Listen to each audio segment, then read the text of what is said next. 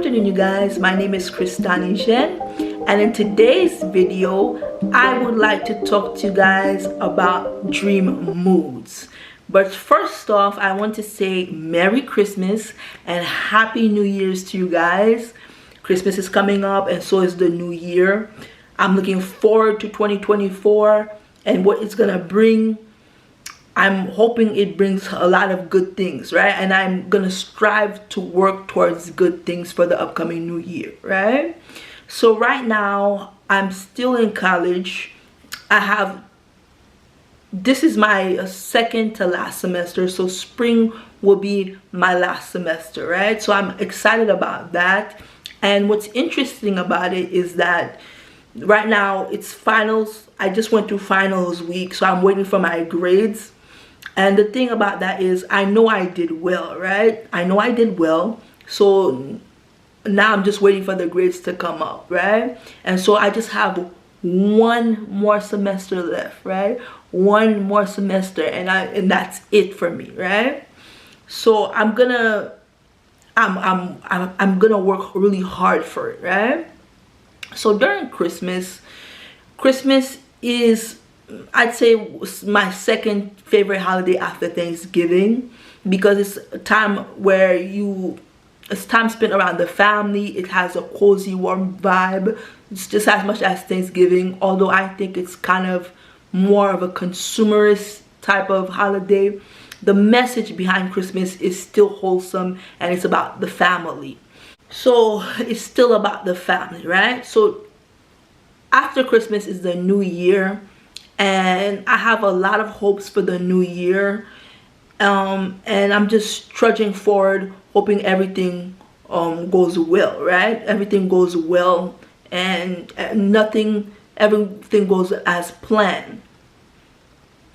So the topic I'm going to get into for this video is dream moods. So dream moods. So dreams are basically pictures, images, ideas, sometimes sensations that you will have while you are asleep. Dreams can sometimes give you a clue into what you're feeling during the day. They could give you a clue into what you're processing, what's going on in your subconscious for the day or the week, right? Mostly dreams are recent. They have to do with what you're working on during your waking life. So let me start off by going into one of this. Okay, so dreams could tell the future, right? They could tell you what's gonna happen in the future. Usually when it's telling you what's going on in the future, it's like a premonition, right? It's foretelling what's gonna happen in the future. So this is the first dream I'm gonna go into, is this dream about macaroni, right? This is a very innocent dream, but it outlines exactly what I mean, right? So when I was 17, and this is back when my mom was alive, I had this dream that told me, the inclination I got from the dream is that I was gonna eat macaroni, right? So in the dream, it just kept trying to convince me as if I was going to eat macaroni, right? But myself in the dream, I couldn't believe it because it was in the middle of July, and usually we eat macaroni au gratin usually for Thanksgiving, Christmas, or any like major holiday. So I just kept telling myself, no, we're not gonna eat that. We're not gonna eat that because it's not Christmas, it's not Thanksgiving, so we're not gonna eat that, right?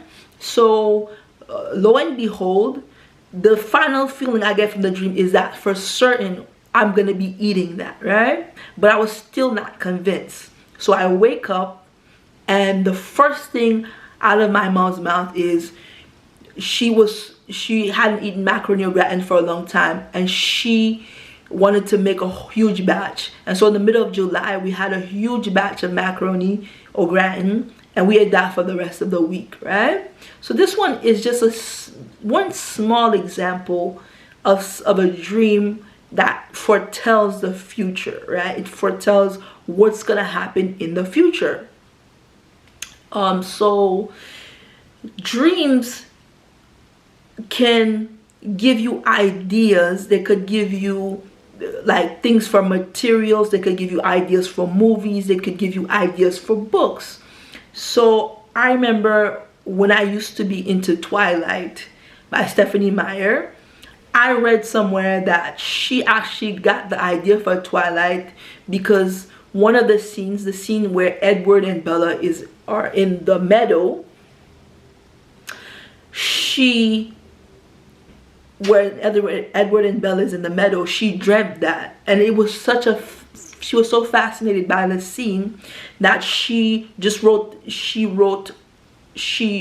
remembered the dream, she wrote down the dream, and then she began to write around that scene, and from it she had a whole imagination, a whole series, a very good series when I used to be into that, based off of Twilight, based off this dream, right? So dreams can give you clues about projects. They could give you ideas from movies. They could give you ideas for anything to create, like such as an art piece, right? So dreams, what I always like to do most of the time, I don't always get to do this, is that I will have a journal and a pen, and what I will do is I will have that by my pillow, and what that will do is when I have a dream, I quickly write it down, right? Because I keep actually a lot of journals. I keep a lot of journals, and I have a dream journal, right? So any ideas I'm getting from the dream, so I usually like to get like the phrases from the dream, anything I could remember. So some things you could want to I usually write down is, what was the phrase in the dream? What did I get? The sensation, the mood that I got, right? Because usually a dream will tell you how to feel, right? It will tell you like what's going on, who you are in relation to the people in the dream, even though you don't really recognize them in real life. So I remember online, I read about someone that had this dream that they were talking to these three people in class. So they kept having this dream almost every other night for weeks. And it would take up like 3 years, and they entered into high school. And the first three people they meet is these people they kept seeing in the dream, and they became the best of friends with these people. So what's interesting about dreams is sometimes dreams could feel like it gives you inclinations of like you know the people that are in the dream, right? Sometimes there are certain dreams you're sure that the place exists, you're sure that those people exist somewhere, right? So let's go to premonitions, right? So I'm a seer, which means I will have 8 to 10 second clips of, like, I could have it while I'm awake, sometimes I could have it while sleeping, but it's very quick, these clips, right? They're very quick, and what will happen is they will tell me snippets of what's gonna personally happen for me in my near future, right? It's more towards near future. Now this is something that runs in my family.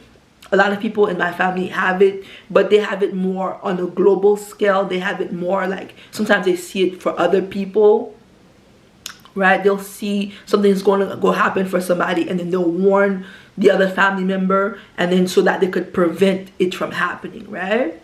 So certain seers, for me at least, it's more personal, but certain seers, they see it more like they'll see war, they'll see the COVID-19 pandemic before it actually happens. Some people will see things that have to do with other people in their lives as well as their own personal lives, right? So it works differently for certain people. For me, it's more personal, at least for now, but I'm not sure if it will turn into something that is for other people or on a more global scale. Sometimes I do get a little bit about other people, but it's very little, right? I will get little things about something I saw somebody is gonna happen for them, but it happens very rarely, right? So being a seer, it's like, especially for me, my thoughts are more personal.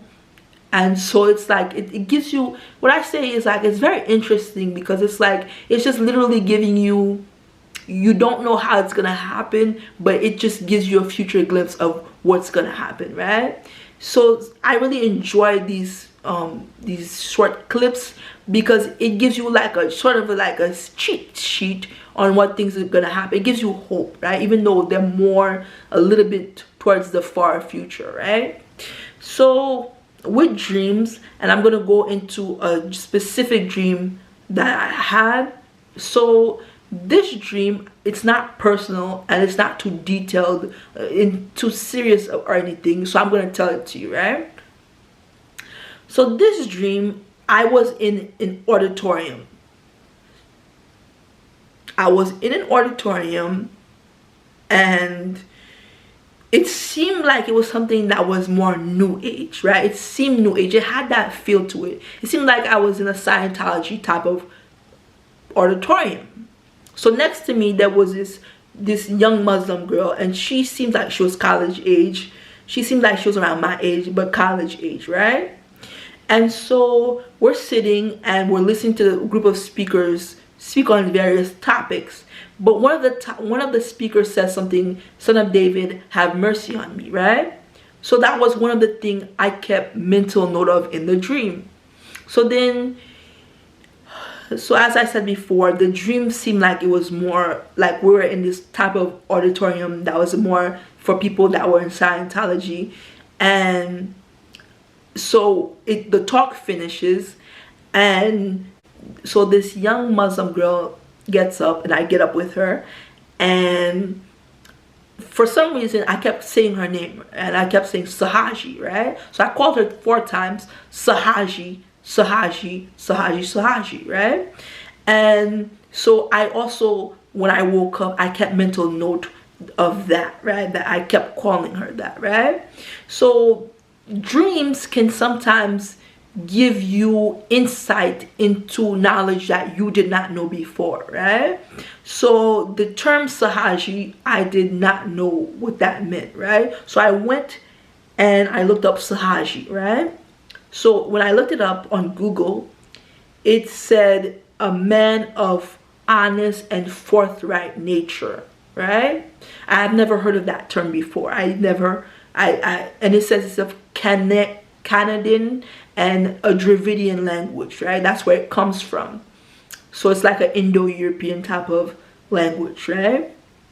That name comes from.